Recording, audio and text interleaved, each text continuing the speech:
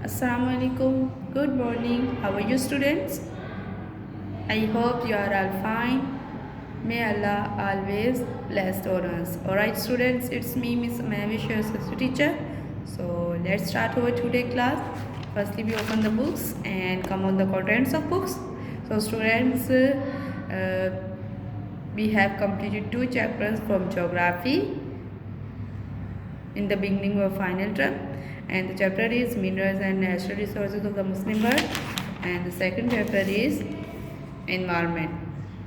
So students, we also completed one chapter from history section, and the chapter name is the road to independence. We are on 4th chapter, which is belong to the history section, and the chapter is leading the freedom movement. We are working on these chapters in copies.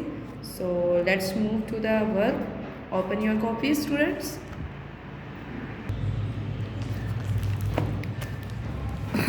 So students, हमने अपनी previous classes में हमने ये chapter start किया था। हमने complete page पे heading डाली थी, और फिर उसके बाद हमने अपना क्वेश्चन नंबर 1 कंप्लीट किया था। फिर उसके बाद आपको स्क्रीन पे नज़र आ रहा होगा क्वेश्चन नंबर 1। हमने ये क्वेश्चन नंबर 1 कंप्लीट किया था। फिर उसके बाद हमने अपना क्वेश्चन नंबर 2 भी किया था, और क्वेश्चन नंबर 3 भी किया था। ठीक है, आप हमारे इस चैप्टर में टोटल 3 क्वेश्चन थे। ठीक है, आई होप आपने भी इसी तरीके से अपना साथ साथ में काम कंप्लीट किया होगा। और स्टूडेंट्स, कल हमने वर्कशीट का वर्क किया था, तो उसमें से हाफ वर्कशीट का वर्क मैंने कल की क्लास में कर दिया था। कल की क्लास में मैंने ये सॉल्व करवा दी थी, कंप्लीट द फॉलोइंग स्टेटमेंट्स। ठीक है, और उसमें मैंने आपको MCQs जो है होमवर्क टास्क के लिए दिए थे। तो आई होप स्टूडेंट्स, आपने अपना होमवर्क टास्क कंप्लीट किया होगा, आपने इनके आंसर्स फाइंड किए होंगे। आप तो क्लास में ही जल्दी जल्दी से फाइंड करके मुझे बता देते थे, तो आपने क्लास में भी, घर में भी बैठ के इसी तरीके से अपना वर्क, अपना होम टास्क कंप्लीट किया होगा। सो स्टूडेंट्स, आप पहले हम इनको टैली कर लेते हैं। ठीक है, तो हम ताकि आपको भी कंफर्म हो जाए कि आपके आंसर ठीक थे, तो ताकि हम अपने अगले काम की तरफ आगे मूव करेंगे। ठीक है, सो स्टूडेंट्स, मैंने आपको कल बताया था कि आपने ये सारा जो आपको कंप्यूटर राइटिंग में नज़र आ रहा है, आपने इसको अपनी है ना राइटिंग फॉर्म में लिखना है।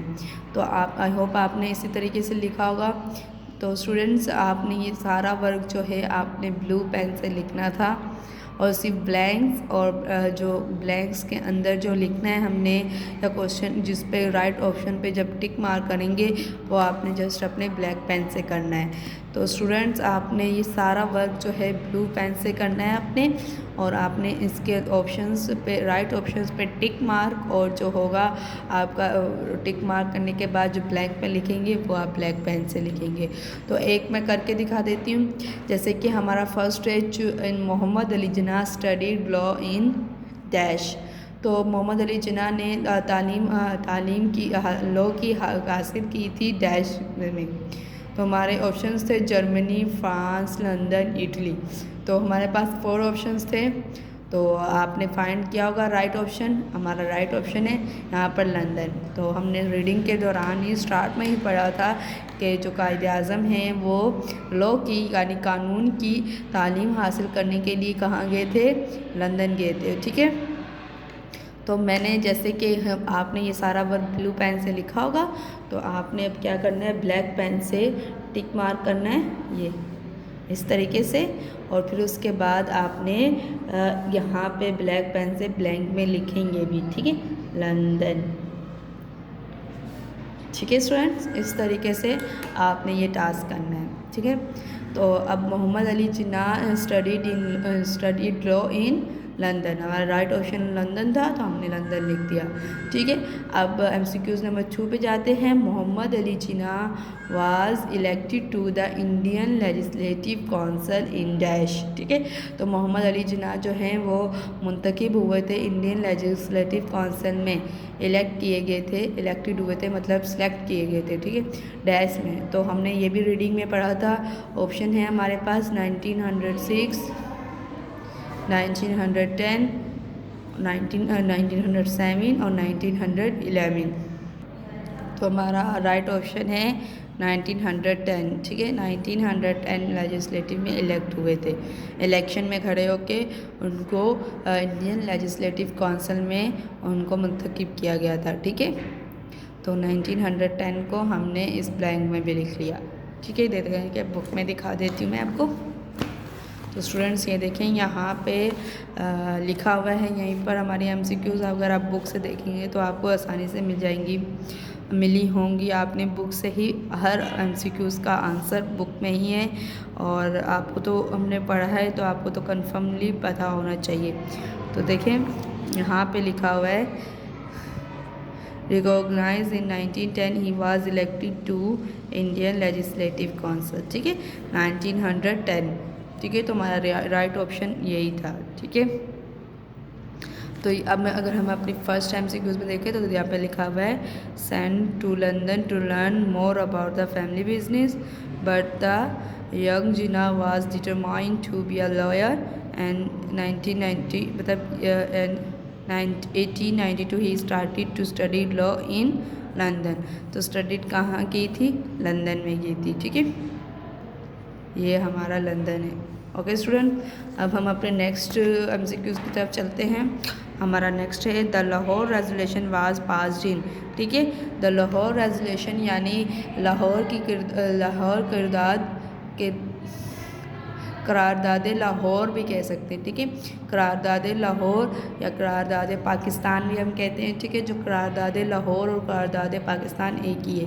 तो करारदाद लाहौर पास मंजूर हुई डैश में, कब मंजूर हुई? हमारा राइट ऑप्शन है 1940। ठीक है, 1940 में हुई थी। हम यहाँ पर 1940 लिख देंगे। ठीक है स्टूडेंट्स, अब हम अपने नेक्स्ट पे आते हैं। The Second World War came to an end in dash। तो सेकेंड वर्ल्ड वॉर थी, दूसरी जंग अजीम जो है वो डैश में ख़त्म हुई। ठीक है, डैश सन में ख़त्म हुई। कौन से सन में? 1939, 1945, 1948 या 1947। तो हमारा राइट ऑप्शन है 1945। 1945 पे टिक मार करेंगे और हम लिखेंगे 1945। ठीक है, अब नेक्स्ट पे चलते हैं। The cabinet mission plan was proposed in dash. The cabinet mission plan था या काबीना मिशन प्लान जो हुआ था वाज प्रपोज्ड इन डैश, अमल में आया, वजूद में आया डैश में। कब आया? तो 1943, 1942, 1946 या 1941 में। तो हमारा राइट ऑप्शन क्या है? ये भी हमने पढ़ा था ना, तो हमारा ये बुक में ही है और तो आप सबको इजीली मिल गया होगा। तो कैबिनेट मिशन प्लान का प्रपोज हुआ था 1946 में। हमारा राइट ऑप्शन है 1946। 1946 हमने लिख लिया। ठीक है, तो हमने ये टास्क कर लिया अपने MCQs का। आई होप आपके भी सारे टैली आपने किए हैं तो आपके सारे आंसर्स राइट आए होंगे। ठीक है स्टूडेंट, इसके बाद हमने ये वर्क किया था कंप्लीट द फॉलोइंग स्टेटमेंट्स। हमने इन स्टेटमेंट्स को कंप्लीट भी किया था प्रीवियस क्लास में। सो स्टूडेंट्स, हमारे हिस्ट्री का दूसरा चैप्टर जो है लीडिंग द फ्रीडम मूवमेंट वो भी कंप्लीट हो गया। इस चैप्टर में हमारे तीन क्वेश्चन थे। लीडिंग द फ्रीडम मूवमेंट में हमारे सिर्फ 3 क्वेश्चन थे जो कि हमने आराम से डे बाय डे किया है। ठीक है, तो आपने भी अपना काम कंप्लीट कर लेना है। हमारे वर्कशीट भी कंप्लीट हो गई है।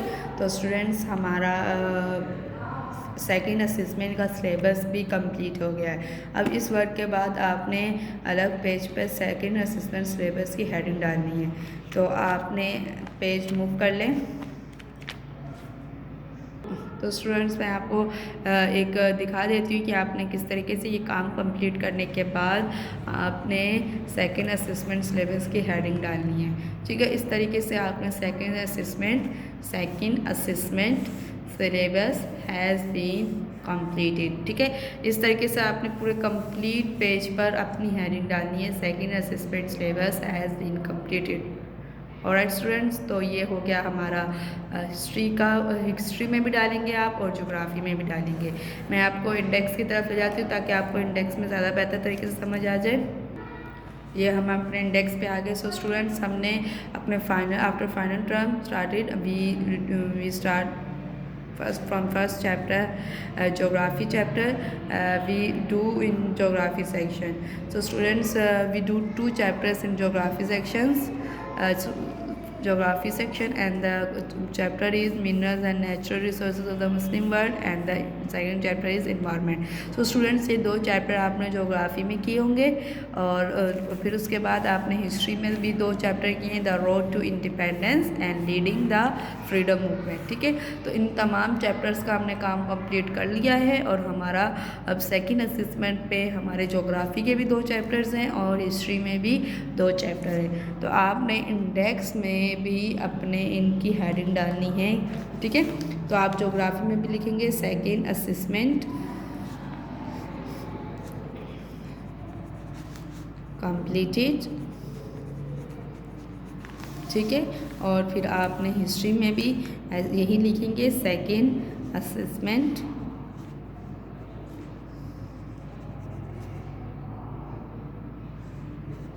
कंप्लीटेड।